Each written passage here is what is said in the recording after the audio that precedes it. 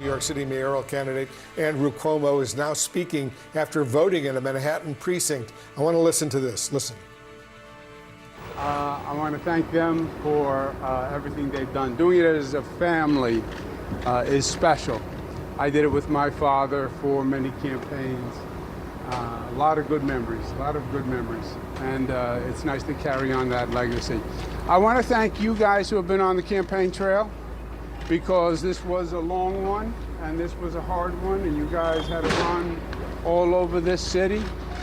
And I know what that's like. And then you had to deal with candidates, which is not always easy. I'm always a pleasure, like some of the others.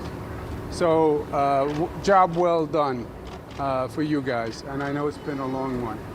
I'm feeling very good. I feel the momentum is on our side. If you watch the polls, they've all been moving to us. I've been on the street. I feel it from people. I can tell you this, I voted a lot of times. It's the first time I ever walked into a polling place and the polling place cheered for me. So that's a good sign. And the record turnout is a good sign. I think it's going to be a record. And it's because New Yorkers are concerned. New Yorkers are concerned about New York. And so I'm feeling very good about that. And everything I hear from people is good. So we're going to keep working today. It's not over till it's over. Run through the tape. We're going to be moving around today. Make sure people get out. It's a beautiful day. Get out and vote. The most important election of my lifetime. And I'm not a kid, but this is the most important election of my lifetime. This is going to determine the future of the city of New York. May also determine the future of the Democratic Party. So get out and vote. Thank you. The president just Trump endorsement. Do you accept it from the president? The president does not support me. The president opposes Zohran Mamdani. The president believes Zohran Mamdani is a communist. He believes he's an existential threat. I believe he's a socialist and an existential threat, and not a dress-up socialist, right? Their school of socialism, this Democratic Socialists of America, government controls the means of production. No private ownership of real estate, abolish jails, decriminalize prostitution. This is frightening stuff. And I think that's why you're seeing New Yorkers react and New Yorkers turn out. I'm offering the exact opposite. Safer New York, 5,000 new police, 1,500 police on the subways. Make New Yorkers feel safe again. You want to bring the cost of housing down, which we have to do? You have to build more affordable housing. It's supply and demand. There's nothing tricky to it. The trick is having the competency and the ability to make the government work to actually build 100,000 units a year. And that's about making the government work, which is what I have done all my life. And that's how you really make change. You make change by understanding how to run the government, tackle the obstacles, move the bureaucracy, move the politics to actually make progress. That's LaGuardia Airport, that's Kennedy Airport, that's 2nd Avenue subway. That's the same story over and over and over. You want to make change in government? You think it's easy? You go and say, I want to make change. You know what they say? You can't. You can't. They give you a list of 1,000 reasons why it can't happen. The bureaucracy pushes back. You have to learn how to make that government work to actually deliver for people.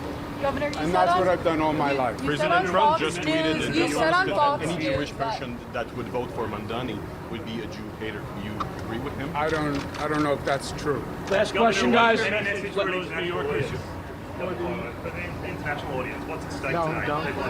Well, I think what you're seeing is a civil war in the Democratic Party that has been brewing for a while. You have an extreme radical left that is run by the socialists, that is challenging what they would call moderate Democrats. I'm a moderate Democrat. And that contest is what you're seeing here, but you're seeing it all across the country. At one time, the Republican Party had a challenge from the far right, the Tea Party. And the moderates pushed back the challenge from the Tea Party. This is the inverse. You have the far socialist left challenging the moderates. I'm a Democrat like Mario Cuomo, like Bill Clinton, like Barack Obama, like John Kennedy, like their grandfather, their other grandfather, Robert Kennedy. That's my school of democratic politics.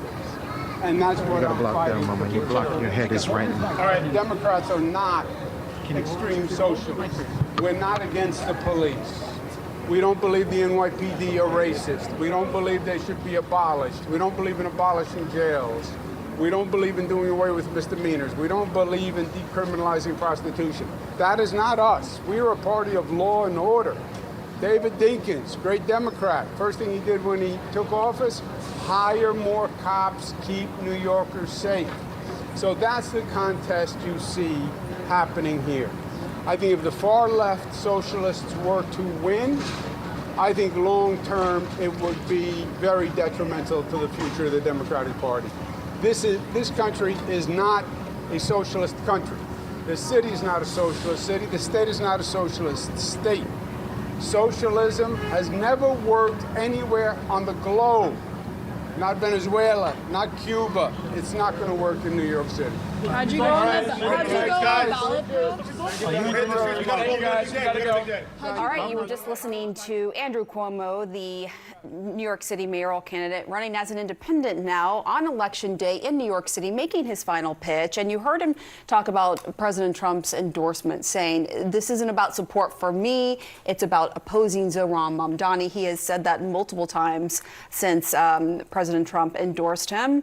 And he talked about what he views as his opponent's socialist policies and how he thinks they're going to hurt the city. So there you heard him talking to some of his supporters, thanking them for crisscrossing the city during this campaign.